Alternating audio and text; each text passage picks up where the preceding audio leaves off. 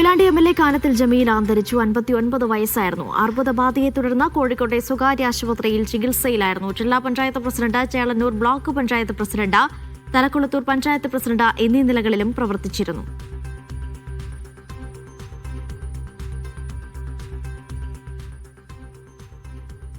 CPIM-ന്റെ കേരളത്തിലെ പ്രമുഖ നേതാവായ കാനത്തിൽ ജമീല അകാലത്തിലാണ് നമ്മെ വിട്ടുപിരിഞ്ഞത്. വളരെ ചെറുപ്പം മുതൽ രാഷ്ട്രീയ സംഘടനാ രംഗത്ത് പ്രവർത്തിച്ച് വന്ന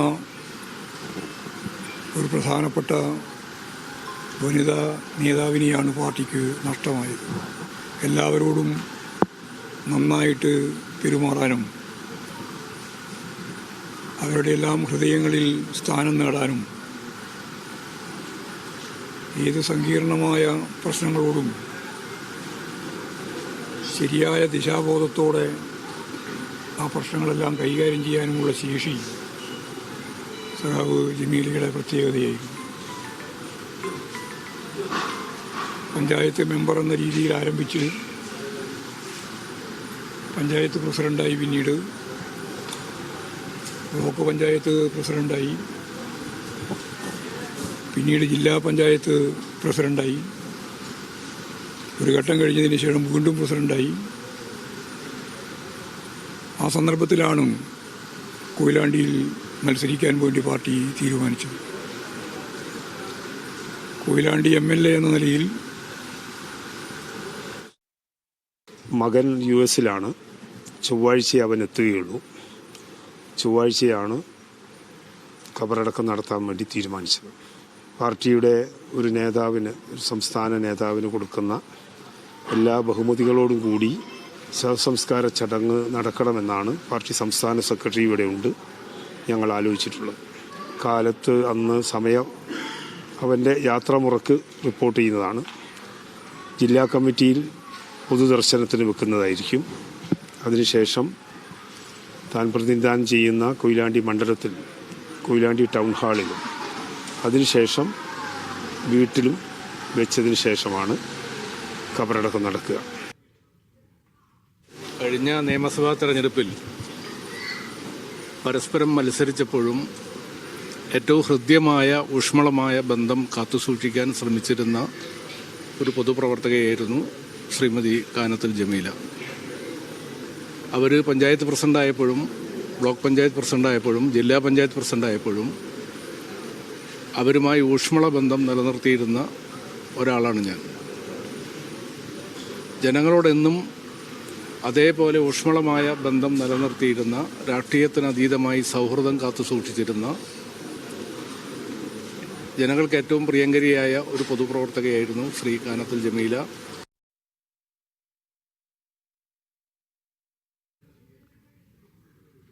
കാനത്തിൽ ജമീല MLA-യുടെ മൃതദേഹം ഇപ്പോൾ കോഴിക്കോട് സ്വകാര്യ ആശുപത്രിയിലാണ് ഉള്ളത്. അവിടെ നിന്ന് T. അനീസ് അലി വിവരങ്ങൾ നൽകാനായി ചേരുകയാണ്. അനീസ്, ഏകദേശം 8:40 കൂടിയിട്ടാണ് കാനത്തിൽ ജമീലയുടെ അന്ത്യം സ്ഥിരീകരിക്കുന്നത്.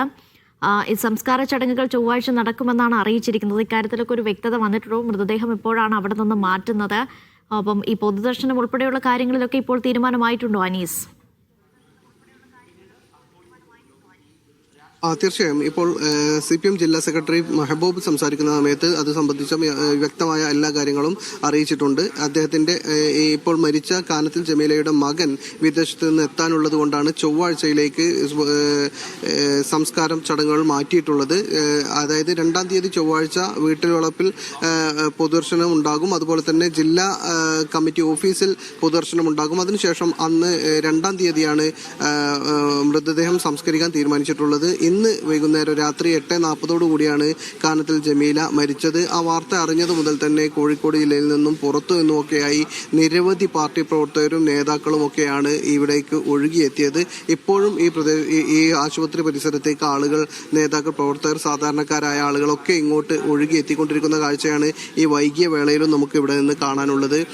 കാനത്തിൽ ജമീലയെ സംബന്ധിച്ചിടത്തോളം അവർ ഏറ്റവും താഴെ തട്ടിൽ നിന്ന് പ്രവർത്തിച്ച് തുടങ്ങി MLA MLA ആയിരിക്കുമ്പോൾ മരണത്തിന് കീഴടങ്ങിയ ഒരു പ്രവർത്തകയാണ്. എന്തായാലും അത് ആ ഒരു സ്നേഹവായ്പ് നാട്ടുകാർക്ക്, പ്രദേശവാസികൾക്ക്, ജനങ്ങൾക്ക് എല്ലാവർക്കും ഉണ്ട് എന്ന് വ്യക്തമാകുന്ന തരത്തിൽ തന്നെയാണ് അവരുടെ പ്രവർത്തനങ്ങൾ ഉണ്ടായിരുന്നത്. ഏതായാലും കാനത്തിൽ ജമീല മരിച്ചു എന്നറിഞ്ഞ വാർത്ത അറിഞ്ഞത് മുതൽ തന്നെ ഈ പ്രദേശത്തേക്ക്, ഈ ആശുപത്രി പരിസരത്തേക്ക് ഒഴുകിയെത്തിയ ആളുകൾ അവരെ എങ്ങനെയാണ് ജനങ്ങൾ ഏറ്റെടുത്തത് എന്നതിന്റെ നേർ സാക്ഷ്യം ആവുകയായിരുന്നു. കാനത്തിൽ ജമീല താഴെത്തട്ടിൽ നിന്ന് എന്ന് പറയുമ്പോൾ കുടുംബശ്രീ സംഘാടനത്തിലൂടെ കുടുംബശ്രീ പ്രവർത്തകരെ സംഘടിപ്പിക്കുക, അതുപോലെ തന്നെ LIC ഏജന്റായി പ്രവർത്തിച്ചിരുന്നു. അതിനുശേഷം panchayat member, panchayat president, block panchayat member, block panchayat president, അതുപോലെ തന്നെ ജില്ലാ പഞ്ചായത്ത് പ്രസിഡന്റ്, അങ്ങനെ തുടങ്ങി എല്ലാ മേഖലയിലും പ്രവർത്തിച്ച് പടിപടിയായി കയറി വന്ന ഒരു രാഷ്ട്രീയ പ്രവർത്തകയായിരുന്നു കാനത്തിൽ ജമീല. മുസ്ലിം സമുദായത്തിൽ നിന്ന് വളർന്നു വന്ന ഒരു രാഷ്ട്രീയ പ്രവർത്തക. അവർ 60-ാം വയസ്സിൽ 59 വയസ്സ് പിന്നിടുന്നൊരു സന്ദർഭത്തിലാണ് ഇപ്പോൾ മരണത്തിന് കീഴടങ്ങുന്നത്. അവർ കൊയിലാണ്ടി MLA ആയിരിക്കുന്ന സന്ദർഭത്തിൽ 2021 കൊയിലാണ്ടി MLA ആവുന്നത്. അതിനു മുമ്പ് അവർ തൊട്ട് ജില്ലാ പഞ്ചായത്ത് പ്രസിഡന്റ് ആയിരുന്നു. ജില്ലാ പഞ്ചായത്ത് പ്രസിഡന്റ് ആയിരിക്കുന്ന സമയത്ത് തന്നെയാണ് അവർ ഈ MLA സ്ഥാനത്തേക്ക് മത്സരിക്കുന്നത്. നിയമസഭാ തെരഞ്ഞെടുപ്പിൽ കൊയിലാണ്ടിയിൽ നിന്ന് അവർ MLA ആയി വിജയിച്ചു. ഇപ്പോൾ അല്പസമയം മുമ്പ് അവരോട് എതിരാളിയായി മത്സരിച്ച ആൾ പ്രതികരിച്ചിരുന്നു. അവർ പറയുന്നത്, ഞങ്ങൾ ശക്തമായി എതിരിട്ട് മത്സരിക്കുമ്പോൾ പോലും വ്യക്തിബന്ധം വലിയ തരത്തിൽ സൂക്ഷിച്ചിരുന്നു എന്നാണ്. ആ ഒരു കാര്യം എല്ലാവരും ഊന്നി പറയുന്ന ഒരു കാര്യമാണ്. കാനത്തിൽ ജമീല എന്ന പേരിനൊപ്പം ചേർത്ത് വെക്കുന്ന ഒരു പേരാണ്, ഒരു കാര്യമാണ് സൗമ്യത എന്നത്. അവരുടെ ഏറ്റവും എടുത്തു പറയുന്ന മുഖമുദ്ര എന്ന് പറയുന്നത് സൗമ്യതയായിരുന്നു. അവർ ഒരിക്കലും ഒരു തവണ പോലും പ്രകോപിതയാവുകയോ പൊട്ടിത്തെറിക്കുകയോ ചെയ്തതായി ആരുടെയും ഓർമ്മയിലില്ല. അങ്ങനെ പൂർണ്ണമായും ജനങ്ങൾക്ക്, അത് കക്ഷി രാഷ്ട്രീയ ഭേദമന്യേ ഒരു സൗഹൃദം അവർ കാത്തു സൂക്ഷിച്ചിരുന്നു. KK രമ MLA അല്പസമയം മുമ്പ് നമ്മോട് സംസാരിച്ചിരുന്നു. ആ സമയത്ത് അവർ പറഞ്ഞ ഒരു കാര്യവും, നിയമസഭയിൽ വലിയ ശക്തമായി തന്റെ ചില നിലപാടുകൾക്കെതിരെയൊക്കെ അവർ സംസാരിച്ച സമയങ്ങൾ ഉണ്ടായിട്ടുണ്ട്. പക്ഷെ അപ്പോഴും അതിനുശേഷവും അതിനു മുമ്പും ഒക്കെ MLA ക്യാൻറ്റീനിൽ നിന്നോ മറ്റൊക്കെ ഭക്ഷണം കഴിക്കാനായി ഞങ്ങൾ പോകുന്നത് ഒരുമിച്ചാണ്. ഞങ്ങളുടെ എല്ലാ കാര്യത്തിലും ഏറ്റവും അടുത്ത സൗഹൃദം പുലർത്തിയിരുന്ന ഒരാളായിരുന്നു. വ്യക്തിപരമായ പ്രയാസങ്ങളിലൊക്കെയും പരസ്പരം സംസാരിച്ചിരുന്ന ആളുകളായിരുന്നു. ഇങ്ങനെ രാഷ്ട്രീയത്തിന് അതീതമായ ഒരു വ്യക്തിബന്ധം കാത്തു സൂക്ഷിക്കാൻ കാനത്തിൽ ജമീലക്ക് കഴിഞ്ഞിരുന്നു. അവരാണ് ഇപ്പോൾ 60-ാം വയസ്സിൽ അല്ലെങ്കിൽ 59 വയസ്സ് പിന്നിടുന്ന സമയത്ത് അർബുദത്തിന് കീഴടങ്ങുന്നത്. അർബുദം അവർക്ക് കണ്ടെത്തുന്ന സന്ദർഭത്തിൽ തന്നെയും 4-ാം ഘട്ടത്തിലായിരുന്നു. അതായത് അർബുദത്തിന്റെ 4th സ്റ്റേജിലായിരുന്നു. 4th സ്റ്റേജിൽ സാധാരണഗതിയിൽ റിക്കവറി സാധ്യത ഒരിക്കലും ഇല്ലാത്ത ഒരു ഘട്ടമാണ്. ആ സമയത്ത് പോലും അത് കണ്ടെത്തിയപ്പോൾ പോലും അവർ ഒരിക്കലും തളർന്നിരുന്നില്ല. ശാരീരികമായ അവശതകൾ ഉണ്ടായിരുന്നപ്പോൾ പോലും മാനസികമായി നല്ല കരുത്തുണ്ടായിരുന്നു. ഏറ്റവും അവസാനം അവർ രോഗബാധിതയായിരിക്കുന്ന സമയത്ത് പോലും അവർ ഇത്തരം നിയമസഭയിൽ അവർ രോഗബാധിതയാണ് എന്ന് അറിഞ്ഞതിന് ശേഷമാണ് അവർ നിയമസഭയിൽ അവസാന പ്രസംഗത്തിനെത്തുന്നത്. വലിയ തരത്തിൽ ശ്രദ്ധിക്കപ്പെട്ടൊരു പ്രസംഗം കൂടിയായിരുന്നു. അതേക്കുറിച്ച് അവർ പറഞ്ഞൊരു കാര്യം എന്ന് പറയുന്നത്, ഇതൊരു പക്ഷേ തൻ്റെ അവസാനത്തെ നിയമസഭാ പ്രസംഗമായിരിക്കും എന്ന് സഹപ്രവർത്തകരോട് പറഞ്ഞതിന് ശേഷമാണ് ആ പ്രസംഗം നടത്തിയത് എന്നൊക്കെ പറയുന്നുണ്ട്. അങ്ങനെ ഒരു സംസാരത്തിന് വേണ്ടി തന്നെയാണ് അദ്ദേഹത്തോട് സഹപ്രവർത്തകർ, ഇപ്പോൾ മന്ത്രി റിയാസ് സംസാരിക്കുന്ന സമയത്ത് പറഞ്ഞൊരു കാര്യം, ഇത് അറിഞ്ഞ പശ്ചാത്തലത്തിൽ താങ്കൾ അവിടെ തന്നെ നിന്നാൽ മതിയായിരുന്നല്ലോ, തിരുവനന്തപുരത്തേക്ക് വരേണ്ടിയിരുന്നില്ല എന്ന് പറയുന്ന സമയത്ത് അവർ പറയുന്നത്, ഇതൊരു പക്ഷേ എൻ്റെ അവസാന പ്രസംഗമായിരിക്കും, ഞാൻ നന്നായി പ്രിപ്പയർ ചെയ്തതാണ്, ഇതെനിക്ക് പറയേണ്ടതുണ്ട് എന്ന് പറഞ്ഞ് അവസാന ഘട്ടം വരെയും അവസാന സമയം വരെയും ജീവിതം സമർപ്പിച്ച, അല്ലെങ്കിൽ പൊതുസമൂഹത്തിന്, ജനങ്ങൾക്ക് വേണ്ടി, പാർട്ടിക്ക് വേണ്ടിയൊക്കെ സമർപ്പിത ജീവിതമായിരുന്നു കാനത്തിൽ ജമീലയുടേത് എന്ന് അക്ഷരാർത്ഥത്തിൽ പറയാൻ കഴിയും. അതുകൊണ്ട് തന്നെ ഈ ജനങ്ങൾ പാർട്ടി പ്രവർത്തകർ മാത്രമല്ല, പാർട്ടി പ്രവർത്തകരും കുടുംബക്കാരും നാട്ടുകാരും ഈ MLA ആയിരിക്കുന്ന ആ കോൺസ്റ്റിറ്റ്യുവൻസിലുള്ള ആളുകളൊക്കെയും വലിയ സ്നേഹവായ്പോടു കൂടിയാണ് കാനത്തിൽ ജമീലയെ ഓർക്കുന്നത്. പരിചയപ്പെടുന്ന ആരെയും നമ്മൾ മാധ്യമപ്രവർത്തകർ എന്നർത്ഥത്തിൽ അവർ പരിചയപ്പെട്ട ആ നിമിഷം മുതൽ അവർ നമ്പർ സേവ് ചെയ്യുകയും ഓരോ പ്രത്യേക സന്ദർഭങ്ങളിൽ, ഇപ്പോൾ ഏറ്റവും അവസാന സന്ദർഭങ്ങളിലൊക്കെ അവർ മെസ്സേജ് അയക്കുകയും സന്ദേശങ്ങളിലൊക്കെ ചെയ്യുന്ന ഒരു പ്രവർത്തകയായിരുന്നു. അങ്ങനെ ബന്ധം കാത്തു സൂക്ഷിക്കുന്നതിൽ അനിതര സാധാരണമായ വൈദഗ്ധ്യം അവർ കാഴ്ചവെച്ചിരുന്നു എന്ന് തന്നെയാണ് എല്ലാവരും പറയുന്നത്. എന്തായാലും ആ ഒരു കാനത്തിൽ ജമീലയുടെ നഷ്ടം എന്ന് പറയുന്നത് ആ പാർട്ടി പ്രവർത്തകർക്കും കുടുംബാംഗങ്ങൾക്കും നാട്ടുകാർക്കും എല്ലാവർക്കും തന്നെ വലിയ നഷ്ടമായി തന്നെയാണുള്ളത്. CPMന്റെ കരുത്തുറ്റ വനിതാ മുഖമായിരുന്നു കാനത്തിൽ ജമീല. വിയോഗമാണ് ഇപ്പോൾ സ്ഥിരീകരിച്ചിരിക്കുന്നത്. വിവരങ്ങൾ നൽകിയത് T അനീസലയാണ്. മറ്റു വാർത്തകളിലേക്ക് പോവുകയാണ്. ഗസയിൽ ഇസ്രായേൽ കൊലപ്പെടുത്തിയ ഫലസ്തീനികളുടെ എണ്ണം 70,000 കടന്നു. ഗസ ആരോഗ്യ മന്ത്രാലയമാണ് മരണം 70,100 ആയതായി അറിയിച്ചത്. ഖാൻ യൂണിസിൽ 2 കുട്ടികൾ ഇസ്രായേൽ ആക്രമണത്തിൽ കൊല്ലപ്പെട്ടു. റഫേൽ യെല്ലോ രേഖ മറികടന്നുവെന്ന് ആരോപിച്ച് 3 പേരെയും ഇസ്രായേൽ കൊന്നൊടുക്കി. വെടിനിർത്തൽ ലംഘിച്ചും ഇസ്രായേൽ ആക്രമണം തുടരുന്നതിനിടെയാണ് മരണസംഖ്യ 70,000 കടന്നതായി വെളിപ്പെടുത്തൽ. സിറിയയിൽ ഇസ്രായേൽ നടത്തിയ ആക്രമണത്തെ അപലപിച്ച സൗദി അറേബ്യ ഉൾപ്പെടെയുള്ള ഗൾഫ് രാജ്യങ്ങൾ ഇസ്രായേൽ നടത്തുന്ന എല്ലാ നിയമലംഘനങ്ങളെയും സിറിയയുടെ സുരക്ഷയും സ്ഥിരതയും തകർക്കാനുള്ള ശ്രമങ്ങളെയും ശക്തമായി അപലപിക്കുന്നതായി ഗൾഫ് രാജ്യങ്ങൾ കുറ്റപ്പെടുത്തി. MC നാസർ കൂടുതൽ വിവരങ്ങൾ നൽകാനായി ചേരുന്നു.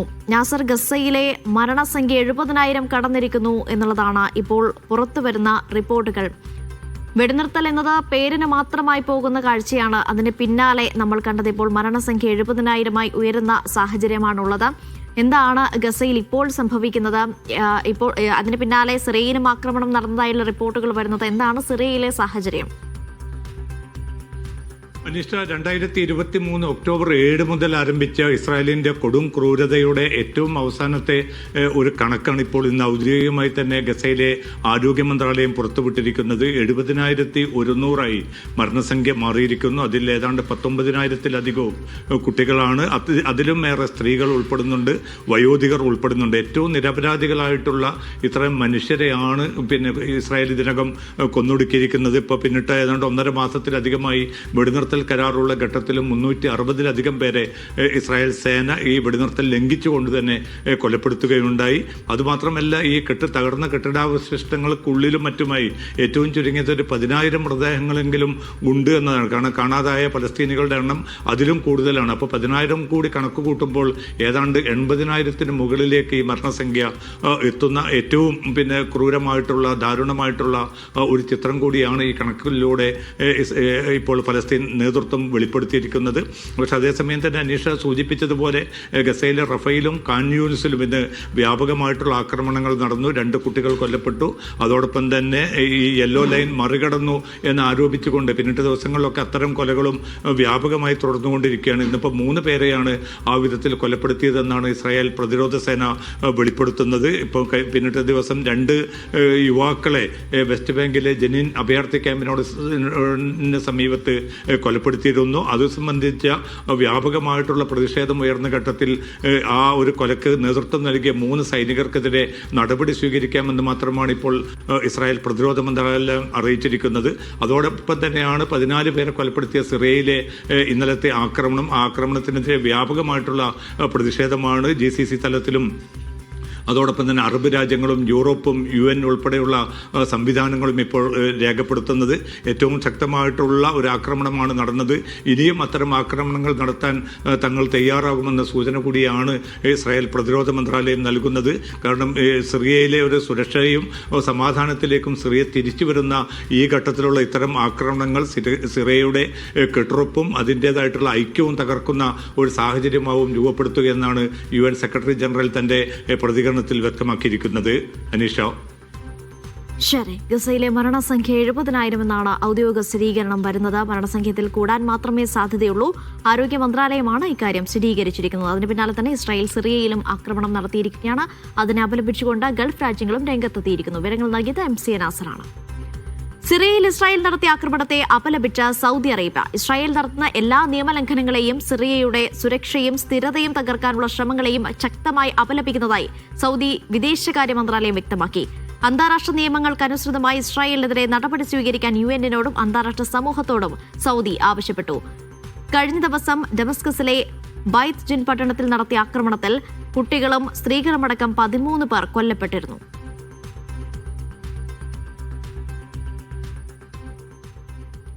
സിറിയയിലെ ഗ്രാമപ്രദേശങ്ങളിൽ ഇസ്രായേൽ സൈന്യം നടത്തിയ ആക്രമണത്തെയും നുഴഞ്ഞുകയറ്റ ശ്രമത്തെയും കുവൈത്ത് ശക്തമായി അപലപിച്ചു. മേഖലയുടെ സുരക്ഷയും സ്ഥിരതയും തകർക്കുന്നതിനൊപ്പം സംഘർഷം നിയന്ത്രിക്കാനുള്ള ശ്രമങ്ങളെ തുരങ്കം വയ്ക്കുന്നതുമാണ് ഇസ്രായേൽ നീക്കമെന്ന് വിദേശകാര്യ മന്ത്രാലയം പ്രസ്താവനയിൽ പറഞ്ഞു.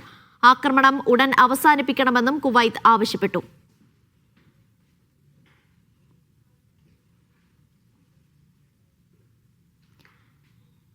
എയർബസ് A320 വിമാനങ്ങൾക്ക് പുറത്തിറക്കിയ പ്രത്യേക സുരക്ഷാ നിർദ്ദേശത്തിന് പിന്നാലെ സ്ഥിതി അവലോകനം ചെയ്ത് സൗദി വിമാന കമ്പനികൾ.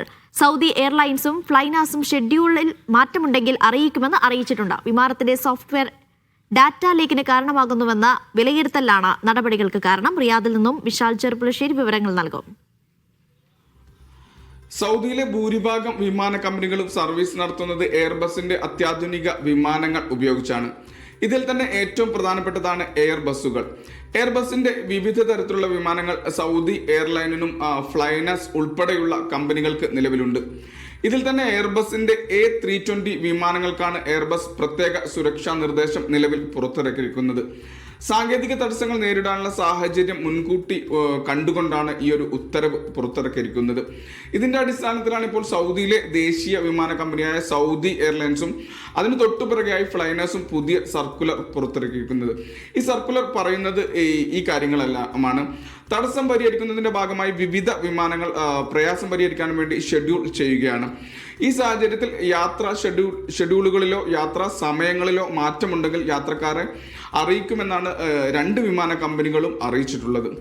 A320 വിമാനങ്ങളുടെ പകുതിയിലധികം വിമാനങ്ങൾ എയർബസ് ഇതിനോടകം തിരികെ വിളിച്ചിട്ടുണ്ട്. ഈ ഒരു സാഹചര്യത്തിലാണ് രണ്ട് വിമാന കമ്പനികളും നിർദ്ദേശം പുറത്തിറക്കിയിരിക്കുന്നത്. തിരിച്ചു വിളിക്കുന്ന വിമാനങ്ങൾ ഇതിലുള്ള സാങ്കേതിക തടസ്സങ്ങൾ പരിഹരിച്ചതിന് ശേഷമായിരിക്കും വീണ്ടും സർവീസിനായി ഉപയോഗിക്കുക. എന്തായാലും നിലവിൽ ഷെഡ്യൂളുകളൊന്നും പിൻവലിച്ചതായി അറിയിപ്പ് ലഭിച്ചിട്ടില്ല. എന്നാൽ വരും മണിക്കൂറുകളിലും വരും ദിവസങ്ങളിലും ഇതിനുള്ള സാധ്യത നിലനിൽക്കുന്നുണ്ടെന്നാണ് രണ്ട് കമ്പനികളും അറിയിക്കുന്നത്. കേരളത്തിലേക്കും വിവിധ സർവീസുകൾ രണ്ട് കമ്പനികളും നടത്തുന്നുണ്ട്. കരിപ്പൂർ, കൊച്ചി ഉൾപ്പെടെയുള്ള മേഖലയിലേക്ക് ഫ്ലൈനാസിന് സർവീസുകളുണ്ട്. ഇതോടൊപ്പം തന്നെ വിവിധ മേഖലകളിലെ എയർപോർട്ടുകളിലേക്കും ഫ്ലൈനാസ് നിലവിൽ സേവനം നൽകുന്നുണ്ട്. കൊച്ചിയിലേക്കും തിരുവനന്തപുരത്തേക്കും സൗദി എയർലൈൻസ് നിലവിൽ സർവീസ് നൽകുന്നുണ്ട്.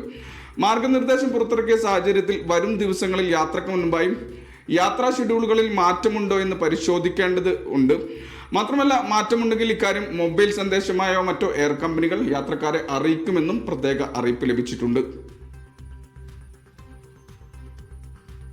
എയർബസ് 320 വിമാനങ്ങളുടെ സാങ്കേതിക പ്രശ്നം കാരണം സർവീസ് തടസ്സപ്പെടാൻ സാധ്യതയുണ്ടെന്ന് കുവൈത്ത് എയർവേസ്. യാത്രക്കാരുടെ സുരക്ഷ ഉറപ്പാക്കുന്നതിനായി ആവശ്യമായ സോഫ്റ്റ്വെയർ അപ്ഡേറ്റുകൾ എയർബസുമായി ഏകോപിപ്പിച്ച് നടത്തുന്നുണ്ടെന്നും കമ്പനി അറിയിച്ചു. A320 വിമാനങ്ങളുടെ സോഫ്റ്റ്വെയർ സംവിധാനത്തിൽ തകരാറുകൾ സംഭവിച്ചതായി എയർബസ് നേരത്തെ അറിയിച്ചിരുന്നു.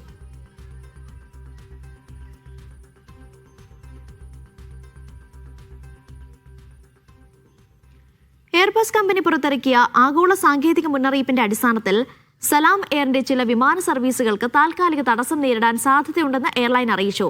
ലോകമെമ്പാടുമുള്ള എല്ലാ A320 ശ്രേണി വിമാനങ്ങൾക്കും ബാധകമായ വിപുലമായ സാങ്കേതിക പരിശോധനകൾ നടത്തണമെന്ന നിർദ്ദേശമാണ് ഈ നടപടിക്ക് കാരണം. യാത്രക്കാരുടെ സുരക്ഷയ്ക്ക് ഏറ്റവും മുൻഗണന നൽകിക്കൊണ്ടാണ് ഈ ആവശ്യമായ നടപടികൾ നടപ്പിലാക്കുന്നത് എന്നും നവംബർ 30 വിമാന സർവീസുകൾ സാധാരണ നിലയിലേക്ക് എത്തുമെന്നും സലാം എയർ പ്രസ്താവനയിൽ വ്യക്തമാക്കി. ക്രമീകരണങ്ങളുടെ ഭാഗമായി തടസ്സം നേരിടുന്ന വിമാനങ്ങളിലെ യാത്രക്കാരെ വിവരങ്ങൾ നേരിട്ട് അറിയിക്കുമെന്നും ഉണ്ടായേക്കാവുന്ന അസൗകര്യത്തിൽ ക്ഷമയോടെ സഹകരിക്കണമെന്ന് അഭ്യർത്ഥിക്കുന്നതായും എയർലൈൻ കൂട്ടിച്ചേർത്തു.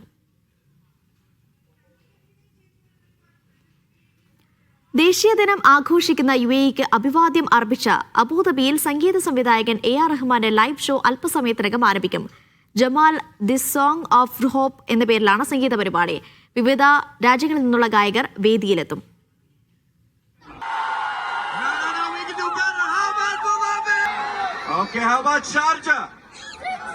ഷിനോജ് ഷംസുദ്ദീൻ വിവരങ്ങൾ നൽകാനായി ചേരുന്നുണ്ട്. ഷിനോജ്, ആരാധകരെല്ലാം വലിയ ആവേശത്തിലായിരിക്കും. പരിപാടി എപ്പോഴാണ് ആരംഭിക്കുന്നത്? ഒരുക്കങ്ങളൊക്കെ പൂർത്തിയായിട്ടുണ്ടോ ഇപ്പോൾ? അലീഷ, പരിപാടികൾ ആരംഭിച്ചു കഴിഞ്ഞിരിക്കുന്നു. ഈ വേദിയിലേക്ക് AR റഹ്മാൻ അല്പസമയം മുമ്പ് ഈ സദസ്സിലേക്ക് എത്തിയിട്ടുണ്ട്. കുറച്ചുകൂടി കാത്തിരുന്നാൽ മാത്രമേ AR റഹ്മാൻ വേദിയിലേക്ക് എത്തുകയുള്ളൂ. വിവിധ അന്താരാഷ്ട്ര മേഖലയിലുള്ള ഗായകരും ഉപകരണ സംഗീത വിദഗ്ധരും അണിനിരക്കുന്നതാണ് ജമാൽ അൽ ഇത്തിഹാദ് എന്ന് പറയുന്ന ഈ സംഗീത പരിപാടി. ജമാൽ എന്നാൽ ബ്യൂട്ടി എന്നാണ് അർത്ഥം, സൗന്ദര്യം എന്നാണ് അർത്ഥം. UAEയുടെ സൗന്ദര്യത്തെ വിളിച്ചോതുന്ന ഒരു സംഗീത പരിപാടിയായിട്ടാണ് ഇത് ആവിഷ്കരിച്ചിരിക്കുന്നത്.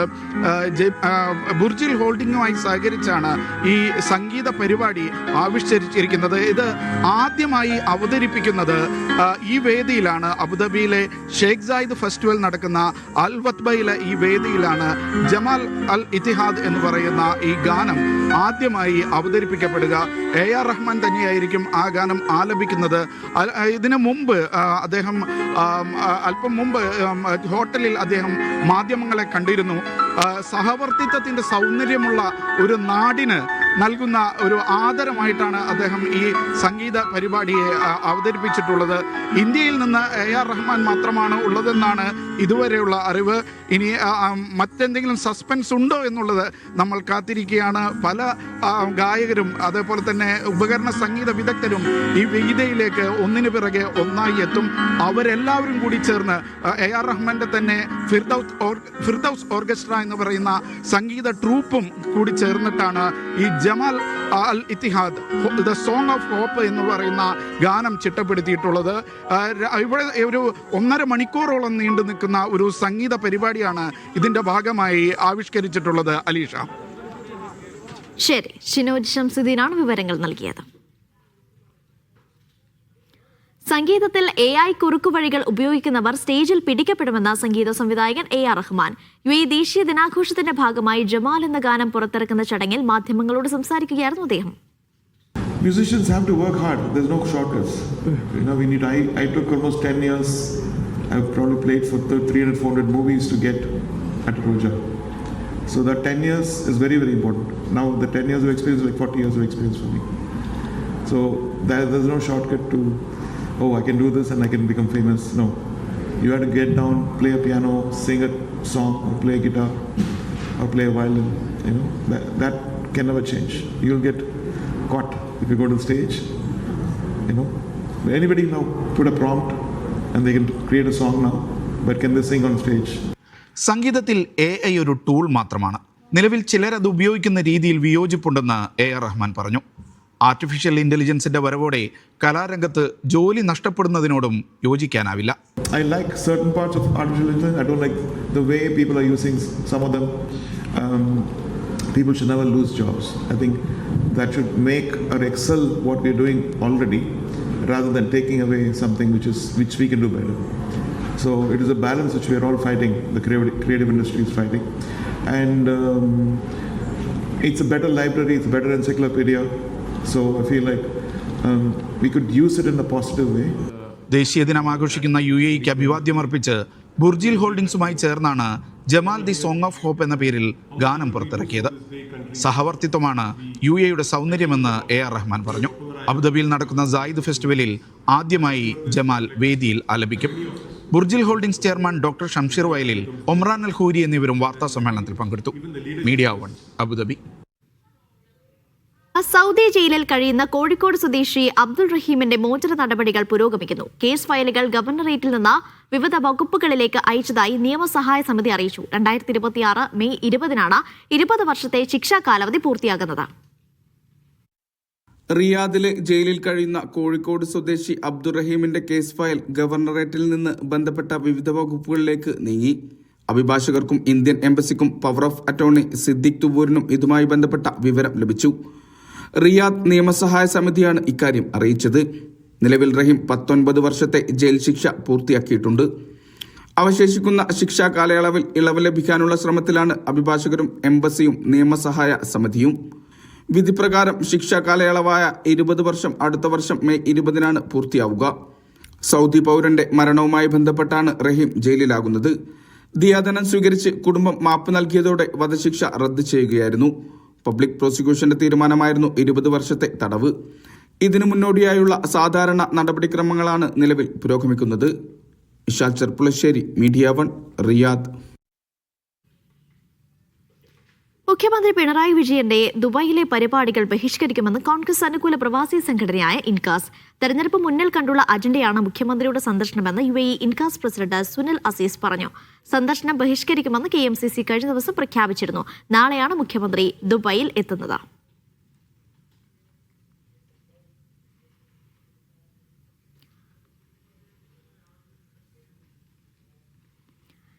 UAEയുടെ PHI-1 ഉപഗ്രഹം വിജയകരമായി വിക്ഷേപിച്ചു. വിവിധ രാജ്യങ്ങളുടെ സാറ്റലൈറ്റുകളും സാങ്കേതിക ഉപകരണങ്ങളും ഭ്രമണപഥത്തിലെത്തിക്കുന്ന UAEയുടെ ആദ്യ മോഡുലാർ സാറ്റലൈറ്റാണിത്. ബഹ്റൈൻ സ്പേസ് ഏജൻസി, നേപ്പാളിന്റെ അന്തരീക്ഷ പ്രതിസ്ഥാൻ, UAEയുടെ Mohammed bin Rashid space centre, Sharjah astronomy academy എന്നിവയുടെ ഉപകരണങ്ങളാണ് ഭ്രമണപഥത്തിൽ എത്തിക്കുന്നത്. കാലിഫോർണിയയിൽ നിന്ന് സ്പേസ് X-9 റോക്കറ്റിലാണ് ഉപഗ്രഹം വിക്ഷേപിച്ചത്. ഫിഫ അറബ് കപ്പിന് ഖത്തർ സമ്പൂർണ്ണ സജ്ജമെന്ന് സംഘാടക സമിതി. ടൂർണമെന്റിന്റെ 7 ലക്ഷത്തിലേറെ ടിക്കറ്റുകൾ വിറ്റഴിഞ്ഞെന്നും ദോഹയിൽ നടത്തിയ വാർത്താ സമ്മേളനത്തിൽ സമിതി വ്യക്തമാക്കി. തിങ്കളാഴ്ചയാണ് അറബ് കപ്പിന് കിക്ക് ഓഫ്. ലോകത്തുടനീളമുള്ള ഫുട്ബോൾ ആരാധകരെ അറബ് കപ്പിലേക്ക് ക്ഷണിക്കുന്നതായി പ്രാദേശിക സംഘാടക സമിതി സിഇഒ ജാസിം അൽ ജാസിം പറഞ്ഞു. മികച്ച പ്രതികരണമാണ് ടിക്കറ്റ് വിൽപ്പനയിൽ ഇതുവരെ രേഖപ്പെടുത്തിയത്. വിറ്റഴിഞ്ഞ 7 ലക്ഷം ടിക്കറ്റുകളിൽ 2 ലക്ഷത്തിലേറെ ടിക്കറ്റുകൾ വാങ്ങിയത് ഖത്തറിന് പുറത്തു നിന്നാണെന്നും അദ്ദേഹം കൂട്ടിച്ചേർത്തു. ജോർദാൻ ആരാധകരാണ് ടിക്കറ്റ് വാങ്ങിയവരിൽ മുമ്പിൽ. തൊട്ടുപിന്നിൽ സൗദി അറേബ്യയും. മത്സരത്തിന്റെ ടിക്കറ്റ് ഉടമകൾക്ക് ദോഹ മെട്രോയിൽ സൗജന്യ യാത്രയും പ്രഖ്യാപിച്ചിട്ടുണ്ട്. ഇന്ത്യക്കാരടക്കമുള്ള പ്രവാസി ആരാധക സമൂഹത്തെ ടൂർണമെന്റിലേക്ക് സ്വാഗതം ചെയ്യുന്നതായി ഫിഫ യൂത്ത് ടൂർണമെന്റ്സ് മേധാവി റോബർട്ടോ ഗ്രാസി പറഞ്ഞു. We of course love India and we love Indian fans and Indian football players. We had the Under-17 World Cup in 2017 that was won by England. We had a full stadium for the final, so I think we were in India in 2022 for the Under-17 Women's World Cup, which was the first ever FIFA tournament in India for women's. So I think we love that part of the world. We love the Indian communities. We love to bring football everywhere. That's our mission. So we will be back soon, I hope. Tournament മുൻനിർത്തി GCC ഹയ്യ residence വിസയിൽ അധികൃതർ പരിഷ്കാരങ്ങൾ പ്രഖ്യാപിച്ചിട്ടുണ്ട്. November 30 മുതൽ GCC നിവാസികൾക്ക് ഹയ്യ വിസയ്ക്ക് കീഴിൽ 2 മാസം വരെ ഖത്തറിൽ തങ്ങാം. രാജ്യത്തെ സാംസ്കാരിക കായിക പരിപാടികൾക്ക് തീരുമാനം കരുത്തു പകരുമെന്ന് ഹയ്യ ഡയറക്ടർ സയ്യിദ് അൽ കുവാരി ചൂണ്ടിക്കാട്ടി. واكيد زدنا عدد الايام من 30 يوم خليناها 60 يوم، فمستطاعته انه يحضر بطولة العرب واستطاعته يحضر اي فعاليات لاحقة مع بطولة العرب. طبعا هذا بيكون الناتج استقطاب عدد كبير من الزوار والجماهير الراغبين لحضور الفعاليات في دولة قطر. ഡിസംബർ 1 മുതൽ 18 വരെയാണ് അറബ് കപ്പ് അരങ്ങേറുക. അൽബൈത്ത് സ്റ്റേഡിയത്തിൽ വൈകിട്ട് 5:30 നടക്കുന്ന ഉദ്ഘാടന മത്സരത്തിൽ ആതിഥേയരായ ഖത്തർ ഫലസ്തീനെ നേരിടും. Under-17 ലോകകപ്പിന്റെ ആവേശത്തിന് പിന്നാലെ ഖത്തറിൽ ഫിഫ അറബ് കപ്പിന്റെ ആരവം കൂടി എത്തുകയാണ്. ദോഹയിൽ നിന്ന് അബ്ബാസ് മുഹമ്മദ്, മീഡിയ വൺ. സൗദിയിലെ ഏറ്റവും വലിയ ഇവന്റുകളിലൊന്നായ റിയാദ് സീസണിൽ സന്ദർശകരുടെ എണ്ണം 50 ലക്ഷം കവിഞ്ഞു. പ്രധാനമായും 7 മേഖലകളിലാണ് സീസൺ പുരോഗമിക്കുന്നത്. സുബൈദി പാർക്കിൽ അരങ്ങേറുന്ന വിവിധ രാജ്യങ്ങളുടെ കലാ സാംസ്കാരിക പരിപാടിയിൽ ഇന്നു മുതൽ പാകിസ്ഥാൻ ഫെസ്റ്റിന് തുടക്കമാകും.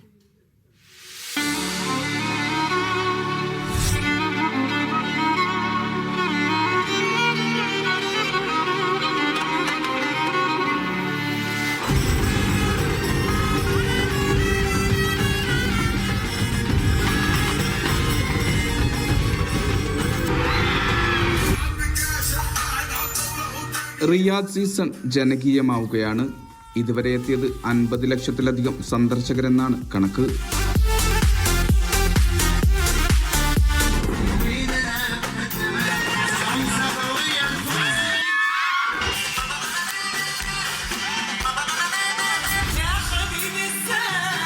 ജനറൽ എന്റർടൈൻമെന്റ് അതോറിറ്റിയുടെ നേതൃത്വത്തിലാണ് സീസൺ പുരോഗമിക്കുന്നത്. കായികം, കല, സംസ്കാരം, വിനോദം തുടങ്ങിയവ സീസണിന്റെ ഭാഗമാകും.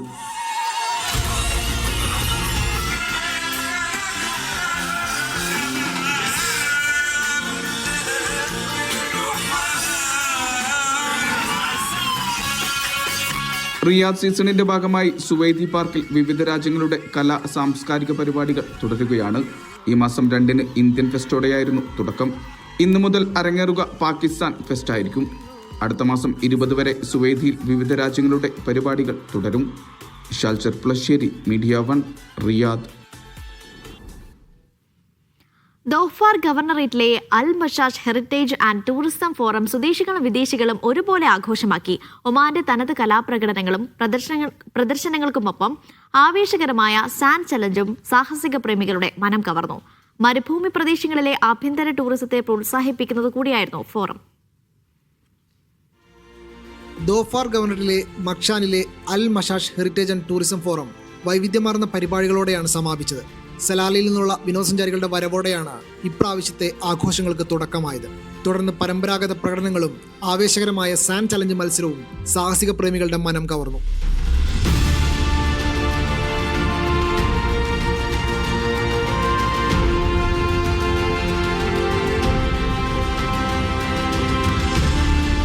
പ്രദേശത്തിന്റെ സമ്പന്നമായ സാംസ്കാരിക പൈതൃകം, പ്രകൃതി ആകർഷണങ്ങൾ എന്നിവ പ്രദർശിപ്പിക്കുകയും ദോഫാറിലെ ശൈത്യകാല ടൂറിസം സീസൺ ശക്തിപ്പെടുത്തുക എന്നിവയൊക്കെയായിരുന്നു ഫോറത്തിന്റെ ലക്ഷ്യം. കലകൾ, പരമ്പരാഗത കരകൗശല വസ്തുക്കൾ എന്നിവ ഉയർത്തിക്കാണിക്കുന്നതിലൂടെ പ്രാദേശിക സമൂഹങ്ങൾക്ക് പുതിയ സാമ്പത്തിക സാമൂഹിക അവസരങ്ങൾ തുറക്കുകയായിരുന്നു ഫോറം. ഒമാന്റെ ദേശീയ ദിനാഘോഷത്തിനോടൊപ്പം ചേർന്നതും പരിപാടിയെ കൂടുതൽ വർണ്ണാഭമാക്കി. മരുഭൂമി പ്രദേശങ്ങളിലെ ആഭ്യന്തര ടൂറിസത്തെ പ്രോത്സാഹിപ്പിക്കുന്ന കൂടിയായി ഫോറം മാറി. മേഖലയുടെ വികസനത്തിനായി 170 കിലോമീറ്റർ റോഡുകൾ നിർമ്മിക്കുന്ന പദ്ധതികൾ പുരോഗമിക്കുന്നതായി മക്ഷൻ ഡെപ്യൂട്ടി വാലി മുഹമ്മദ് ബിൻ ആമിർ ജദാദ് പറഞ്ഞു. Media 1 Muscat. ഒമാന്റെ വിനോദസഞ്ചാര മേഖല സമീപകാലത്ത് ഏറ്റവും ശക്തമായ വളർച്ച രേഖപ്പെടുത്തിയതായി കണക്കുകൾ. 2024 സെപ്റ്റംബർ മുതൽ 2025 ആഗസ്റ്റ് വരെയുള്ള കാലയളവിൽ അന്താരാഷ്ട്ര സഞ്ചാരികളുടെ എണ്ണത്തിൽ 7% വർധനയാണ് ഉണ്ടായത്. ഗൾഫ് രാജ്യങ്ങളിൽ നിന്നുള്ള മൊത്തം സഞ്ചാരികളുടെ 40% ഒമാനിലെത്തുന്നുണ്ട്. ഒമാന്റെ വിനോദസഞ്ചാര മേഖല സമീപകാലത്തെ ഏറ്റവും ശക്തമായ വളർച്ച രേഖപ്പെടുത്തിയതായാണ് കണക്കുകൾ സൂചിപ്പിക്കുന്നത്. യൂറോപ്യൻ രാജ്യങ്ങളിൽ നിന്നുള്ള സഞ്ചാരികളുടെ ഒഴുക്കാണ് ഈ മുന്നേറ്റത്തിന്റെ പ്രധാന കാരണം. 2025 ആദ്യ പകുതിയിൽ ഇറ്റലി, സ്പെയിൻ, നെതർലാൻഡ്സ് എന്നീ രാജ്യങ്ങളിൽ നിന്നുള്ള സഞ്ചാരികളുടെ എണ്ണം 44% വർദ്ധിച്ചത്. സ്വിറ്റ്സർലാൻഡിൽ നിന്നും 35% വർധനവുണ്ടായിട്ടുണ്ട്. ആഡംബര വിനോദസഞ്ചാരത്തിനും സാംസ്കാരിക പൈതൃകത്തിനും പ്രാധാന്യം നൽകി ഒമാൻ നടത്തുന്ന പ്രചാരണങ്ങളാണ് യൂറോപ്യൻ സഞ്ചാരികളെ സുൽത്താനിലേക്ക് ആകർഷിക്കാൻ പ്രധാനമായും കാരണം. ഗൾഫ് രാജ്യങ്ങളിൽ നിന്നുള്ള ടൂറിസ്റ്റുകളുടെ മൊത്തം സഞ്ചാരികളുടെ 40% ഒമാനിലെത്തുന്നുണ്ട്. ബഹ്റൈനിൽ നിന്ന് 30%, ഖത്തറിൽ നിന്ന് 8% വർധനവാണ് കാണിക്കുന്നത്. ഏഷ്യൻ രാജ്യങ്ങളിൽ നിന്ന് ഒമാനിലേക്കുള്ള സഞ്ചാരികളുടെ എണ്ണത്തിലും വർധനവുണ്ട്. സിംഗപ്പൂരിൽ നിന്ന് 34% വർധനവാണ് രേഖപ്പെടുത്തുന്നത്. ഒമാനിലേക്കുള്ള യാത്രയ്ക്കായി ആഗോള ഓൺലൈൻ അന്വേഷണങ്ങളിൽ 43% കുതിച്ചാട്ടവും ഉണ്ടായിട്ടുണ്ട്. Media 1 Muscat. ഇന്ത്യയിലെ ടൈഗർ ഫുഡ്സ് UAE-യിലേക്ക് പ്രവർത്തനം വ്യാപിപ്പിക്കുന്നു. 3 പുതിയ ഉൽപ്പന്നങ്ങൾ അവതരിപ്പിച്ചാണ് ടൈഗർ UAE-യിൽ വിപണിയിൽ എത്തുന്നത്. 1983 മുതൽ ഇന്ത്യയിലെ അറിയപ്പെടുന്ന ഫുഡ് ബ്രാൻഡാണ് ടൈഗർ. ചായയ്ക്ക് കുങ്കുമപ്പൂവിൻ്റെയും മറ്റും രുചി പകരുന്ന ചായ drops, natural food colour, seasoning liquid എന്നീ പുതിയ ഉൽപ്പന്നങ്ങളാണ് UAE വിപണിയിൽ അവതരിപ്പിച്ചത്. We have wonderful products with us, all innovative products, and believe that our products will do the justice for the UAE market and people will really love our products. UAE-യിലെ വിതരണ ശൃംഖലയായ അബ്രക്കയാണ് ഉൽപ്പന്നങ്ങൾ UAE വിപണിയിലെത്തിക്കുക. നമ്മൾ ഈ ഒരു പ്രൊഡക്റ്റിനെ കുറിച്ചിട്ട് അറിയുന്നതോടൊപ്പം തന്നെ നമ്മളുടെ ഒരു സ്ട്രെങ്ത്തും നമ്മളുടെ ഒരു കപ്പാസിറ്റിയും അവരെ ബോധ്യപ്പെടുത്തുകയും അതുകൊണ്ടാണ് അവർ നമ്മളുമായിട്ട് ഒരു അസോസിയേറ്റ് ചെയ്ത് ഇതൊരു നെറ്റ്വർക്കിംഗ് ഏരിയയിലേക്ക് കൊണ്ടുവരാൻ ഉദ്ദേശിച്ചത്. നമ്മളെ സംബന്ധിച്ചിട്ടും നമുക്കൊരു ട്രേഡിംഗ് നെറ്റ്വർക്ക് ഉണ്ട്. നമ്മൾ ഓൾറെഡി 5 സ്റ്റാർ ഹോട്ടൽസ് മുതൽ ഒരു കഫ്റ്റീരിയ മുതൽ 5 സ്റ്റാർ ഹോട്ടൽ വരെ സപ്ലൈ ചെയ്യുന്ന ഒരു ഡിവിഷൻ നമുക്കുണ്ട്. ടൈഗർ ഫുഡ്സ് ഉടമ ഷിബിൻ, അബ്രക്കോ ഗ്രൂപ്പ് CEO മുഹമ്മദ് ഷാജി, മുഹമ്മദ് അഫ്ഫാൻ തുടങ്ങിയവർ ചടങ്ങിൽ പങ്കെടുത്തു. Media 1 Dubai. ഡിസംബർ 3 46ാമത് ഗൾഫ് സമ്മിറ്റിന് വേദിയാകാൻ ഒരുങ്ങുകയാണ് ബഹ്റൈൻ. അതിന്റെ ഭാഗമായി ബഹ്റൈൻ നാഷണൽ മ്യൂസിയത്തിൽ GCC പവലിയൻ ഒരുക്കിയിട്ടുണ്ട്. സമ്മിറ്റിന്റെ ഭാഗമായി ഏകദേശം 120ഓളം വിഷയങ്ങളിൽ ഇവിടെ പ്രദർശനങ്ങൾ ഒരുക്കിയിട്ടുണ്ട്. അതിന്റെ ഭാഗമായി നിരവധി സന്ദർശകരാണ് ബഹ്റൈൻ നാഷണൽ മ്യൂസിയത്തിൽ എത്തിക്കൊണ്ടിരിക്കുന്നത്.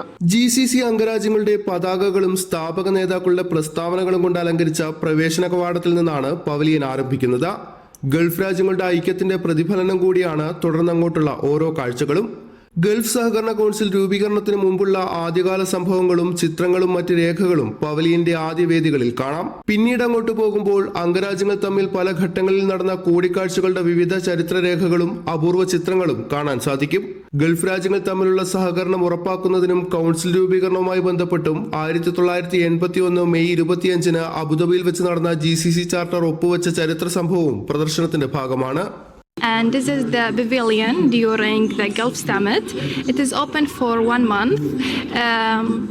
We have 120 topics and it is open from 9 a.m. to 8 p.m. Bahrain national മ്യൂസിയത്തിൽ ഒരുക്കിയിരിക്കുന്ന ഒരു പ്രദർശന നഗരിയിലാണ് നമ്മളിപ്പോൾ ഉള്ളത്. ഇവിടെ ഞാൻ വന്നു മുതൽ ഇത് വ്യാഴാഴ്ച തുടങ്ങി ഈവെൻറ്റിൽ ഒത്തിരി സന്ദർശകർ വരുന്നുണ്ട്. അവർക്ക് വളരെ അട്രാക്റ്റീവായിട്ടും അവർ ഇമ്പ്രസീവായിട്ടും വളരെ അറിയാൻ പറ്റുന്ന പല കാര്യങ്ങളും അതുപോലെയുള്ള പുരോഗതിയും പഴയകാല ചരിത്രങ്ങളൊക്കെ ഇതിനകത്ത് വിശദീകരിച്ചിട്ടുണ്ട്. അത് നല്ലൊരു അറിവാണ്. ഒരു സന്ദർശകരൊക്കെ വളരെ തൃപ്തിയായിട്ടാണ് ഇവിടുന്ന് പോകുന്നത്. നല്ലൊരു പ്രദർശന നഗരി, നല്ലൊരു തയ്യാറെടുപ്പോട് കൂടിയിട്ടാണ് ഇത് നടന്നു പോകുന്നത്. പവലിയന്റെ പ്രധാന ആകർഷണങ്ങളിൽ ഒന്ന് ഗൾഫ് രാജ്യങ്ങൾ ഒരുമിച്ച് ചേർന്ന് കൈവരിച്ച പദ്ധതികളുടെയും നേട്ടങ്ങളുടെയും വിപുലമായ പ്രദർശനമാണ്. 2003 ആരംഭിച്ച കസ്റ്റംസ് യൂണിയൻ, ഏകീകൃത കസ്റ്റംസ് നടപടികൾ, സിംഗിൾ എൻട്രി പോയിന്റ് സംവിധാനം, GCC കോമൺ മാർക്കറ്റ് തുടങ്ങിയ ഗൾഫ് മേഖലയുടെ സംയുക്ത നേട്ടങ്ങളെ വിശദമാക്കുന്ന ഇൻഫോഗ്രാഫിക്സും പവലിയനിൽ കാണാം. 2030 വരാനിരിക്കുന്ന GCC റെയിൽവേ പ്രൊജക്ട് സംബന്ധിച്ച വിശദമായ വിവരങ്ങളും പ്രദർശനത്തിന്റെ ഭാഗമായി ഒരുക്കിയിട്ടുണ്ട്. 6 അംഗരാജ്യങ്ങളെയും തമ്മിൽ ബന്ധിപ്പിക്കുന്ന മേഖലയിലെ ആദ്യ അന്താരാഷ്ട്ര റെയിൽവേ പ്രൊജക്ടായ GCC റെയിൽവേയുടെ യാത്രാനുഭവം വിർച്വൽ റിയാലിറ്റിയിലൂടെ ഇവിടെ എത്തുന്നവർക്ക് ആസ്വദിക്കാമെന്നതും പ്രത്യേകതയാണ്. 46ാമത് GCC ഉച്ചകോടിയെ അനുസ്മരിക്കുന്നതോടൊപ്പം ബഹ്റൈനിലെ പൗരന്മാർക്കും സന്ദർശകർക്കും ഗൾഫ് രാജ്യങ്ങളുടെ ഐക്യവും സമഗ്രമായ പദ്ധതികളും നേരിട്ടറിയാനും മനസ്സിലാക്കാനും സാധിക്കുന്ന വേദി കൂടിയാണ് ഈ പ്രത്യേക pavilion. Shafi Shajahan, media 1, Bahrain. ഞാൻ മറ്റൊരു റിപ്പോർട്ടിലേക്ക് പോവുകയാണ്. നമ്മളെല്ലാവരും ഗോൾഡൻ വിസ എന്ന് കേട്ടിട്ടുണ്ടല്ലേ? പക്ഷേ ഇത് ആർക്കൊക്കെ എങ്ങനെയൊക്കെ ലഭിക്കുമെന്ന കാര്യത്തിൽ പലർക്കും ഒരു ധാരണക്കുറവുണ്ട്. ഇപ്പോഴത്തെ ബഹ്റൈനിൽ ഈ ഗോൾഡൻ വിസ നടപടികൾ എളുപ്പമാകുന്നു എന്ന റിപ്പോർട്ടുകളാണ് വരുന്നത്. അപ്പോൾ അതെങ്ങനെയാണെന്ന് നമുക്ക് വിശദമായി നോക്കാം. സാധാരണഗതിയിൽ ഈ ഗോൾഡൻ വിസയ്ക്ക് അപേക്ഷിക്കുന്ന സമയത്ത് അതിനൊരു റിയൽ എസ്റ്റേറ്റ് നിക്ഷേപ പരിധി ഉണ്ടാകാറുണ്ട്. ആ നിക്ഷേപ പരിധി ഇപ്പോൾ കുറച്ചിരിക്കുകയാണ് ബഹ്റൈൻ. അതിൽ തന്നെ റിയൽ എസ്റ്റേറ്റ് മേഖലയ്ക്ക് കൂടുതൽ ഉണർവേകുക അല്ലെങ്കിൽ അതിനെ ശക്തി പകരുക എന്നുള്ളതാണ് അധികൃതർ ഇതിലൂടെ ലക്ഷ്യമിടുന്നത്. അതേസമയം തന്നെ വിദേശ നിക്ഷേപകരെ കൂടുതൽ ഈ ഗോൾഡൻ വിസ കാര്യങ്ങളിലേക്കൊക്കെ എത്തിക്കുക അല്ലെങ്കിൽ അവരെ ഇതിനാകർഷിക്കുക എന്നുള്ളതാണ് അതിലെ പ്രധാനമായ ഒരു ലക്ഷ്യമായി കാണുന്നത്. ഇതിലെ ഈ നിക്ഷേപ പരിധി കുറച്ചതിനെ കുറിച്ച് പറഞ്ഞല്ലോ. അപ്പോൾ അതെങ്ങനെയാണെന്ന് നോക്കാം. ഇതുവരെ 2 ലക്ഷം ബഹ്റൈൻ ദിനാറാണ് ഉണ്ടായിരുന്നത് ഈ ഗോൾഡൻ വിസയ്ക്ക് അപേക്ഷിക്കുന്നവർക്ക്. ഇപ്പോൾ അത് 1.30 ലക്ഷം 1,30,000 ദിനാറായി കുറച്ചിരിക്കുകയാണ്. ഏതാണ്ട് 70,000 ദിനാറിന്റെ കുറവാണ്, ബഹ്റൈൻ ദിനാറിന്റെ കുറവാണ് അവിടെ വന്നിരിക്കുന്നത്. അത് പലർക്കും ഒരു ആശ്വാസകരമായ കാര്യമായിരിക്കും ഇത്തരത്തിൽ ഗോൾഡൻ വിസയ്ക്ക് വേണ്ടി അപേക്ഷിക്കാൻ ആഗ്രഹിക്കുന്നവർക്ക്. അപ്പോൾ ഇത് ആർക്കൊക്കെയാണ് ലഭിക്കുക എന്ന് നോക്കാം. ഒന്നാമതായി പറഞ്ഞതുപോലെ തന്നെ റിയൽ എസ്റ്റേറ്റ് നിക്ഷേപകർക്കാണ് ഇതിന് അപേക്ഷിക്കാനുള്ള അവസരമുള്ളത്. അതിനോടൊപ്പം തന്നെ 5 വർഷമായി ബഹ്റൈനിൽ ജോലി ചെയ്യുന്നവരായിരിക്കണം. അവർക്ക് ഏകദേശം 2,000 ദിനാറിലധികം പ്രതിമാസ ശമ്പളമുള്ളവരായിരിക്കണം. അവർക്കും ഇതിനു വേണ്ടി അപേക്ഷിക്കാവുന്ന. ഒപ്പം തന്നെ കുറഞ്ഞത് 15 വർഷം ജോലി ചെയ്യുകയും പ്രതിമാസം 2,000 ദിനാറോ അതിൽ കൂടുതലോ പെൻഷൻ വാങ്ങുന്നവർക്കും ഈ ഗോൾഡൻ വിസയ്ക്ക് വേണ്ടി ഇപ്പോൾ അപേക്ഷിക്കാവുന്നതാണ്. പിന്നെ രാജ്യത്തിന് പുറത്തുള്ളവരാണെങ്കിൽ പ്രതിമാസ പെൻഷൻ 4,000 ബഹ്റൈൻ ദിനാറോ അതിൽ കൂടുതലോ ഉള്ളവർക്കും ഗോൾഡൻ വിസയ്ക്ക് വേണ്ടി അപേക്ഷിക്കാം. അതുപോലെ തന്നെ സംരംഭകർ, ഉയർന്ന വൈദഗ്ധ്യമുള്ള പ്രൊഫഷണലുകൾ, സമ്പദ് വ്യവസ്ഥയ്ക്ക് സംഭാവന നൽകാൻ ശേഷിയുള്ളവർ, ഇവരൊക്കെ ലക്ഷ്യമിട്ടാണ് ഇത്തരത്തിൽ ഗോൾഡൻ വിസ ഉൾപ്പെടെയുള്ള കാര്യങ്ങളൊക്കെ നടപ്പിലാക്കി വരുന്നത്. അപ്പം അവർക്കൊക്കെയും അപേക്ഷിക്കാനുള്ള ഒരു അവസരം കൂടിയുണ്ട്.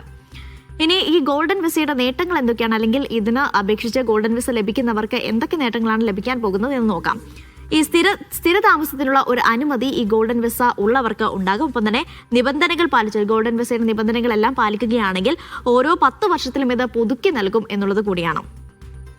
അപ്പോൾ ഈ ഗോൾഡൻ വിസക്കാർക്ക് പങ്കാളികൾ ഉണ്ടാകും, മക്കളുണ്ടാകും, മാതാപിതാക്കളൊക്കെ ഇവരെ തന്നെ വളരെ എളുപ്പത്തിൽ തന്നെ സ്പോൺസർ ചെയ്ത് അവരോടൊപ്പം ബഹ്റൈനിലേക്ക് എത്തിക്കാൻ കൂടി സാധിക്കും.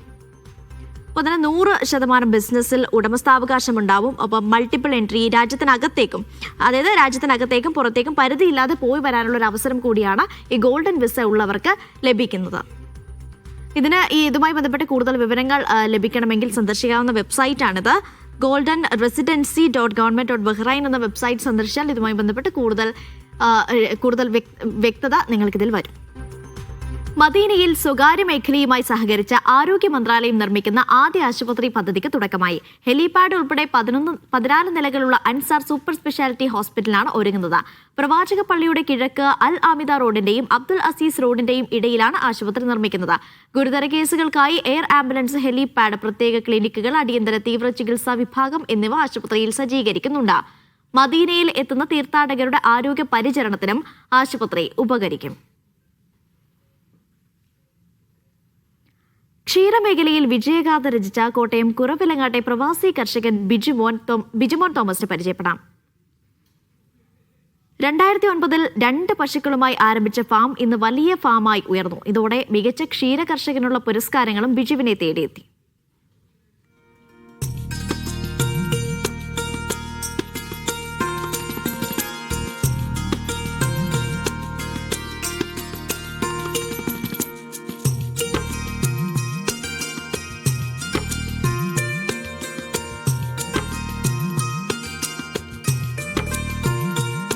കുറവിലങ്ങാട് കോഴയിലാണ് ബിജുവിന്റെ വട്ടമുകളിൽ ഡയറി ഫാം. 1500 ലിറ്റർ പാൽ ദിവസവും സംഭരിക്കും. HF ജേഴ്സി ഇനത്തിൽപ്പെട്ട 123 പശുക്കളും 65 കന്നുകുട്ടികളും ഫാമിലുണ്ട്.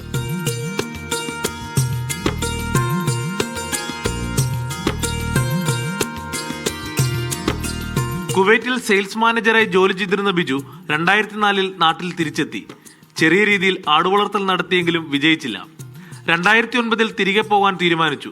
പിന്നീടാണ് പശു വളർത്തൽ ജീവനോപാധിയായി തിരഞ്ഞെടുത്തത്. പരമ്പരാഗത കർഷക കുടുംബാംഗമായ ബിജുവിന് പശു വളർത്തലും കൃഷിയുമെല്ലാം കുട്ടിക്കാലം മുതൽ പരിചിതം. ഞാൻ യാദൃശ്ചികമായിട്ടാണ് 2 പശുവിലോട്ട് വരുന്നത്. 2 പശുവിനെ തമിഴ്നാട്ടിൽ നിന്ന് മേടിച്ചു, ഇവിടെ വന്നു, കൂടൊക്കെ പണിതു.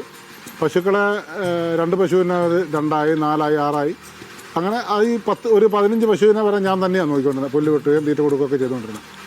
അതിനുശേഷം ഒരു 4-5 വർഷം കൊണ്ടാണ് നമ്മൾ ഒരു 10-60 പശുവിലോട്ടാകുന്നത്. അപ്പോൾ നമുക്ക് പിന്നെ പണിക്കാരായി, വലിയ കുഴപ്പമില്ല പോകുന്നു. ഇപ്പോൾ നമുക്കൊരു 130 പശുക്കളും 10-65 കിടാക്കളും ഉണ്ട്. പാലിന് പുറമെ വളമായി ചാണക വിൽപ്പന നടത്തി മികച്ച വരുമാനം ലഭിക്കുന്നു. വായ്പ എടുക്കാതെ, സബ്സിഡിക്കായി കാത്തു നിൽക്കാതെ ഫാമിംഗ് വിജയിപ്പിച്ച വ്യക്തിയാണ് ബിജു. ഭാര്യ ഷൈനി, മക്കളായ അലീന, സ്റ്റീവ് എന്നിവർ ഉറച്ച പിന്തുണയുമായി ഒപ്പമുണ്ട്. ലോൺ എടുത്തു കഴിഞ്ഞാൽ നമ്മൾ പിന്നെ എന്നും ബാങ്കുകാർക്ക് വേണ്ടിയിട്ടാണ് ജീവിക്കുന്നത്. നമ്മൾ ഉണ്ടാക്കുന്ന സമ്പാദ്യം മുഴുവൻ ബാങ്കുകാർക്ക് കൊണ്ട് കൊടുക്കേണ്ടത്. സർക്കാരിൻ്റെ സബ്സിഡികളെക്കുറിച്ച്, ആനുകൂല്യങ്ങളെക്കുറിച്ചൊന്നും വലിയ കൂടുതൽ ചിന്തിക്കാറിയാണല്ലോ. കാരണം അതിനൊക്കെ ഒരു ലിമിറ്റുണ്ട്. അതിപ്പോൾ അത് കിട്ടുമെന്ന് ആലോചിച്ച് നമ്മൾ അത് മേടിക്കാൻ വേണ്ടിയിട്ട് നിന്ന് കഴിഞ്ഞാൽ നമ്മുടെ പ്രവർത്തനങ്ങളെല്ലാം നിന്ന് പോകും.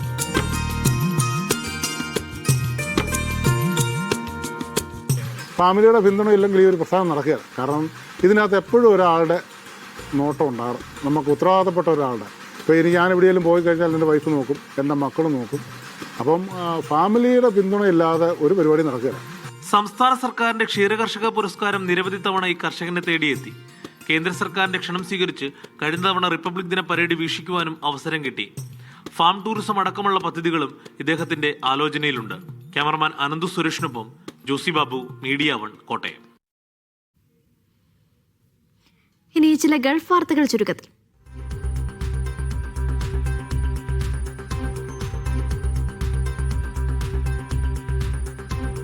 ദോഹ ഫിലിം ഫെസ്റ്റിൽ മലയാളിക്ക് പുരസ്കാരത്തിളക്കം. അജ്യാൽ ഷോർട്ട് ഫിലിം വിഭാഗത്തിൽ മലയാളി വിന്ന VR ബോസിന്റെ സുലൈമാനി ചിത്രത്തിന് പുരസ്കാരം. മാരിടൈം ഓർഗനൈസേഷൻ കൗൺസിലിൽ ഇടം നേടി സൗദി. 142 അംഗങ്ങളുടെ വോട്ടുകൾ നേടി. കുവൈത്ത് അറേബ്യൻ ഗൾഫ് സ്ട്രീറ്റിൽ നിയന്ത്രണം. 2 ആഴ്ച അടച്ചിടുന്നത് അറ്റകുറ്റപ്പണിക്കായി. കുടിശ്ശിക അടയ്ക്കുന്നതിൽ വീഴ്ച വരുത്തിയാൽ കനത്ത എൻഫോഴ്സ്മെന്റ് നടപടിയെന്ന് കുവൈത്ത്. കുടിശ്ശിക തീർപ്പാക്കണമെന്നും മന്ത്രാലയം. കുവൈത്ത് സഹകരണ മേഖലയുടെ വാർഷിക വിൽപ്പന 1 ബില്യൺ ദിനാർ കവിയുന്നു. കോപ്പറേറ്റീവ് സംഘം രാജ്യത്തിന്റെ നട്ടെല്ലെന്ന മറിയം അൽ അവാദ്. കുവൈത്തിൽ ആദ്യ ജിയോളജിക്കൽ പാർക്ക് പ്രഖ്യാപിച്ചു. പ്രകൃതി സൗന്ദര്യവും ഭൂമിശാസ്ത്ര പൈതൃകവും ആഗോളവേദിയിൽ ഉയർത്തിക്കാട്ടും.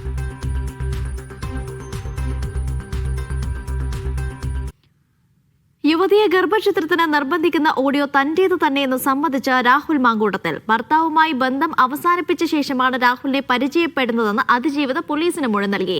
മുദ്രവെച്ച കവറിൽ രാഹുൽ മാങ്കൂട്ടത്തിൽ തെളിവുകൾ കോടതിക്ക് കൈമാറിയിട്ടുണ്ട്. രാഹുലിന്റെ മുൻകൂർ ജാമ്യാപേക്ഷ ബുധനാഴ്ച കോടതി പരിഗണിക്കും.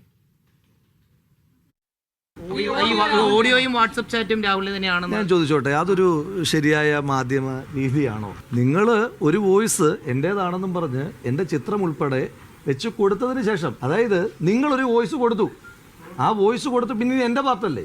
യുവതിയെ ഗർഭചിത്രത്തിൽ നിർബന്ധിക്കുന്ന ഓഡിയോ പുറത്തു വന്നതിന് ശേഷം ഇത് തന്റേതാണെന്ന് ഒരിക്കൽ പോലും രാഹുൽ സമ്മതിച്ചിരുന്നില്ല.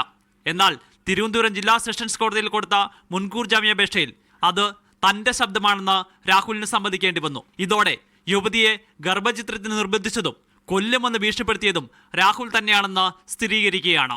ഓഡിയോ മനഃപൂർവ്വം റെക്കോർഡ് ചെയ്ത് യുവതി കൊടുക്കുകയായിരുന്നുവെന്നാണ് രാഹുൽ ആരോപിക്കുന്നത്. വിവാഹിതയായ യുവതി അത് മറച്ചുവെച്ചാണ് അടുപ്പമുണ്ടാക്കിയതെന്നായിരുന്നു രാഹുൽ മാങ്കൂട്ടം അനുകൂലികളുടെ പ്രചരണം. എന്നാൽ ഇത് തെറ്റാണെന്നാണ് യുവതിയുടെ മൊഴി. വിവാഹിതയാണെന്ന വിവരം രാഹുലിനോട് പങ്കുവച്ചിരുന്നുവെന്നാണ് യുവതി അന്വേഷണ സംഘത്തോട് പറഞ്ഞത്. കഴിഞ്ഞ വർഷം ഒക്ടോബർ 22-ാം തീയതിയായിരുന്നു യുവതിയുടെ വിവാഹം. ക്രൂരമായ അനുഭവമാണ് ഭർത്താവിൽ നിന്ന് ഏൽക്കേണ്ടി വന്നത്. ഇതിനെ തുടർന്ന് 1 മാസത്തിന് ശേഷം ഭർത്താവുമായുള്ള ബന്ധം അവസാനിപ്പിച്ചു. പിന്നീട് 5 മാസങ്ങൾക്ക് ശേഷമാണ് രാഹുലിനെ പരിചയപ്പെടുന്നതും അടുക്കുന്നതും. യുവതി ഭർത്താവുമായി അകന്നു കഴിയുകയായിരുന്നെന്ന് മൊഴി നൽകിയിട്ടുള്ള സമയങ്ങളിൽ അവർ ഒരുമിച്ചുണ്ടായിരുന്നുവെന്നാണ് രാഹുലിന്റെ വാദം. യുവതിയുടെ തീരുമാനപ്രകാരമാണ് ഗർഭചിത്രം നടത്തിയെന്ന തെളിവുകളും രാഹുൽ കോടതിയിൽ സമർപ്പിച്ചതായാണ് വിവരം. അതിനിടെ രാഹുൽ ഇന്നലെ തിരുവനന്തപുരത്ത് എത്തിയെന്ന് സ്ഥിരീകരിക്കുന്നതാണ് അഭിഭാഷകൻ കോടതിയിൽ സമർപ്പിച്ചിരിക്കുന്ന മുൻകൂർ ജാമ്യാപേക്ഷ. രാഹുൽ വഞ്ചിയൂരിലെ ഓഫീസിലെത്തിയെന്നാണ് രേഖകളിലുള്ളത്. രാഹുൽ കേരളം വിട്ടിട്ടില്ല എന്നാണ് വിവരം. മീഡിയ 1 തിരുവനന്തപുരം. നമസ്കാരം. ബാലറ്റ് റൈഡിന്റെ യാത്ര തൃശൂർ ജില്ലയിൽ തുടരുകയാണ്. ആനയെ പേടിച്ച് ജീവിക്കുന്ന മനുഷ്യരുടെ അടുത്തേക്കാണ് നമ്മുടെ യാത്ര. അതിരപ്പള്ളി ഗ്രാമപഞ്ചായത്തിലെ നിരവധി വാർഡുകളിലാണ് വന്യമൃഗ ശല്യം കാരണം കർഷകരും സാധാരണക്കാരുമായ ആളുകൾ ബുദ്ധിമുട്ടുന്നത് നമ്മൾ നിരന്തരം വാർത്തകളിൽ കാണുന്നതാണ്. അതിരപ്പള്ളിയിലെ ആനയെ പേടിച്ച് നിൽക്കുന്ന മനുഷ്യരുടെ അടുത്തേക്കാണ്.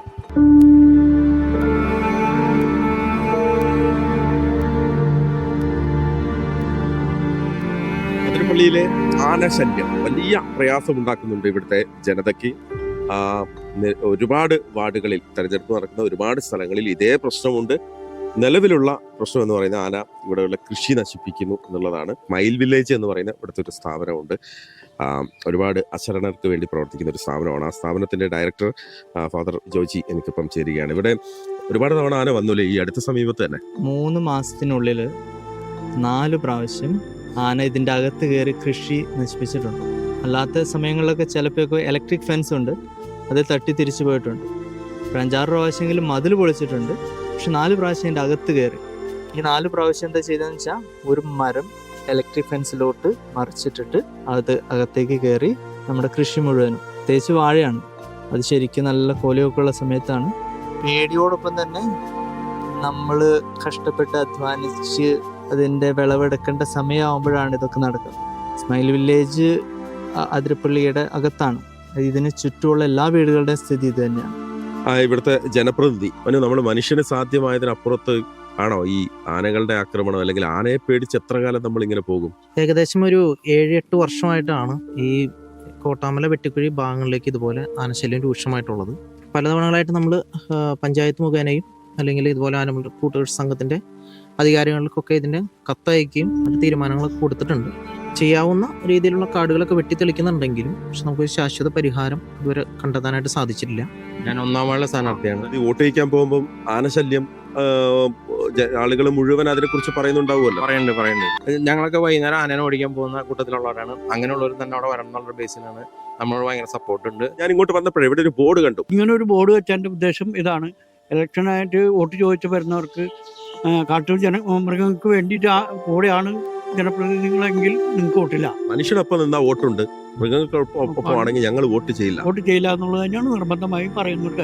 സ്റ്റീഫൻ ഇടപെടുത്ത 2020 സ്ഥാനാർത്ഥി കൂടിയാണ് അല്ലെ? വോട്ട് ചോദിക്കാൻ പോകുന്ന സമയത്തെ നിങ്ങൾ രണ്ടാളും ഒരു പക്ഷേ എതിരായി മത്സരിക്കുന്ന ആളുകളാവും. പക്ഷെ എന്നാൽ പോലും എനിക്ക് ചോദിക്കാനുള്ളത്, രണ്ടുപേരും ഈ വിഷയത്തിൽ ഒന്നായിരിക്കല്ലോ. ഞങ്ങളുടെ ഉപജീവന മാർഗ്ഗമാണ്, നമ്മുടെ ജീവന് വേണ്ടിയിട്ടുള്ള ഒരു പോരാട്ടമാണ്. ഇതിൽ ഞങ്ങൾ ഒന്നിക്കുന്നു. അതിരപ്പള്ളി ഗ്രാമപഞ്ചായത്തിലെ ഒരേ വാർഡിൽ പരസ്പരം മത്സരിക്കുന്ന ആളുകളാണ്. പക്ഷെ ഇവർ ഒന്നിക്കുന്ന ഒരു കാര്യം എന്ന് പറയുന്നത് ഇവിടുത്തെ വന്യമൃഗ ശല്യം അത് തുരത്തണം എന്നുള്ളതാണ്. പക്ഷേ ആനയും മുതലയും മലയണ്ണാനും മാനും കുറുനരിയും എല്ലാം തെരഞ്ഞെടുപ്പ് വിഷയമാകുന്ന ഒരു സ്ഥലത്തു നിന്നാണ് നമ്മൾ മടങ്ങുന്നത്. വീണ്ടും നമുക്ക് മറ്റൊരു